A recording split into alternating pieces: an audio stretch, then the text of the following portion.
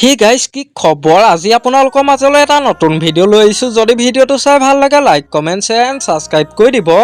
আজি মই আপোনালোকৰ মাজলৈ লৈ আহিছোঁ বৰ্তমান ৰেঙনি চেনেলত সম্প্ৰচাৰিত হৈ থকা ৰাজকুমাৰী ধাৰাবাহিকখনত মেঘনা চৰিত্ৰত অভিনয় কৰা অভিনেত্ৰীগৰাকীৰ প্ৰকৃত পৰিচয়, তেওঁ ঘৰ ক'ত, তেওঁ কাৰ লগত প্ৰেমৰ সম্পৰ্কত আছে, এই সকলোবোৰ জানিব পাৰিব আজি এই ভিডিঅ'টোৰ জৰিয়তে। গতিকে ভিডিঅ'টো শেষলৈকে চাই থাকিব।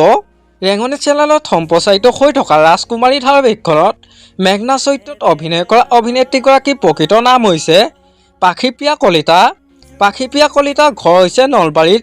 জনপ্ৰিয় অভিনেত্ৰী পাখিপ্ৰিয়া কলিতা পৰিয়ালৰ বিষয়ে ক'বলৈ গ'লে তেওঁৰ পৰিয়ালত মাক দেউতাকৰ লগতে এজন ককায়েক আৰু লগতে 4জন খুৰাক, 4গৰাকী খুৰীয়েক আৰু ককা আইতাক আছে।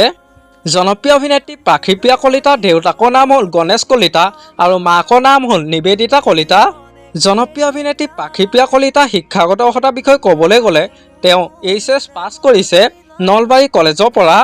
জনপ্ৰিয় অভিনেত্ৰী পাখিপ্ৰিয়া কলিতাই অভিনয় কৰা জীৱনৰ প্ৰথমখন ধাৰাবাহিক হ'ল বৰলা কাই, আৰু তেওঁ বহুতো অসমীয়া শ্বৰ্ট ফিল্মত অভিনয় কৰি দৰ্শকৰ মন জয় কৰিবলৈ সক্ষম হৈছে।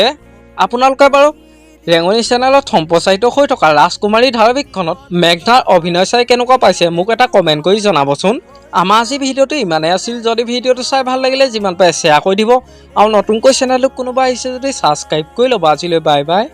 নিশি গন্ধা ভাঙে তন্দ্ৰা মন আকাশত মধুচন্দ্ৰা। নিশি গন্ধা ভাঙে তন্দ্ৰা মন আকাশত মধুচন্দ্ৰা। মনৰে আউসী জোনাকে বিনাশী পোহৰৰে মেলা পাতে। মনৰে পদূলি উদুলি মধুলি মন ভৰে বোলাহতে।